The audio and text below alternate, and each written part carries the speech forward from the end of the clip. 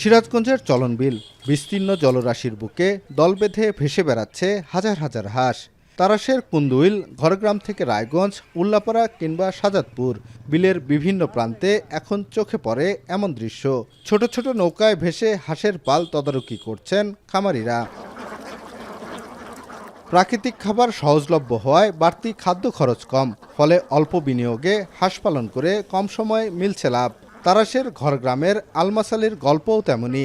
প্রায় এক দশক ধরে উন্মুক্ত পদ্ধতিতে হাঁস পালন করছেন তিনি। বছরের কয়েক মাস বিলের পানিতে হাঁস চড়িয়ে বড় করছেন খামার। আগে আমার এখানে হাঁসের আবাদ কম হতো, কিন্তু কিছু কিছু মানুষ করতো। এখন পুষোয়ার খাদ্য এই চলন বিলে মনে করেন যে রয়েছে। এই হাঁসের জন্যে কিছু ধান আছে, টরা জাতীয় ধান, সেগনা খাইতেছে। আর শামুকের মনে করেন পুষোয়ার বন্ধ খাদ্য। আলমাসালির মতো এমন খামারি এখন শত শত। স্বল্প খরচে বেশি লাভের সুযোগ থাকায় চলনবিল জুড়ে গড়ে উঠেছে ৩ শতাধিক বাণিজ্যিক খামার। জেলা প্রাণী সম্পদ বিভাগের তথ্য বলছে, এসব খামারে রয়েছে ৫.৫ লাখের বেশি হাঁস। প্রতিদিন উৎপাদন হচ্ছে প্রায় ৩,৮৫,০০০ ডিম এবং ১৬৫ টন মাংস। স্থানীয় চাহিদা মেটানোর পাশাপাশি এ উৎপাদন সচল রাখছে বিল এলাকার অর্থনীতির চাকা।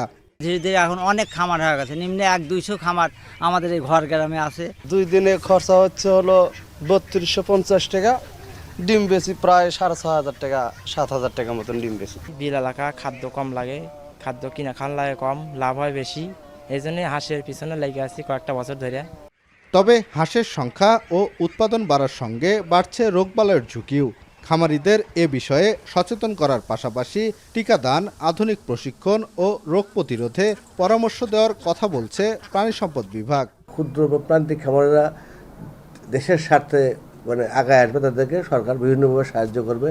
লোনের মাধ্যমে হোক, প্রযুক্তিগত সহায়তা হোক, কারিগরি সহায়তা হোক, এবং আরও বিভিন্ন ধরনের জনবল সহায়তা আমাদের সেটা আমরা তাদেরকে উৎসাহিত করব, ট্রেনিং প্রশিক্ষণ দেব, এবং এই মাধ্যমে তাদেরকে আমরা উৎসাহিত করবো। আমাদের চিন্তা ভাবনা আছে। প্রাণী সম্পদ অফিসের হিসাবে চলনবিলের হাঁস থেকে বছরে প্রায় ১৪০ কোটি টাকার ডিম এবং ২,৭০০ কোটি টাকার মাংস উৎপাদন হচ্ছে। অর্থনীতিতে এমন অবদান রাখলেও খামারিদের পুঁজি সংকট আর নানা প্রতিকূলতা পাড়ি দিতে হচ্ছে। রিফাত রহমান, এখন, সিরাজগঞ্জ।